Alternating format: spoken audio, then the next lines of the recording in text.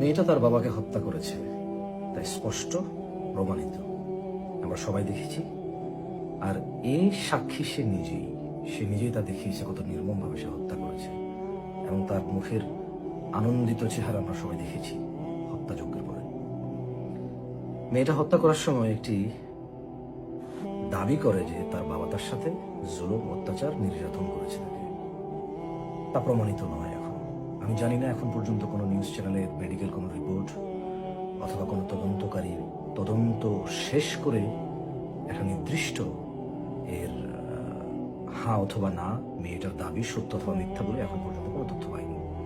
কিন্তু মেয়েটা তার বাবাকে হত্যা করেছে, তা প্রমাণিত। আর এই প্রমাণের জন্য সে নিজেই তার সাক্ষী, সে নিজেই তার নির্মমতা দেখিয়েছে পৃথিবীবাসীকে। এখন আমরা অনেকেই মেয়ের পক্ষে বাবার বিরুদ্ধে কথা বলছি। আমি বলছি না যে মেয়ে ভুল অথবা মেয়ে সঠিক। মেয়ে ভুল এটা আমি বলছি না, বাট মেয়েকে সঠিক বলতে হলে প্রমাণ থাকতে হবে।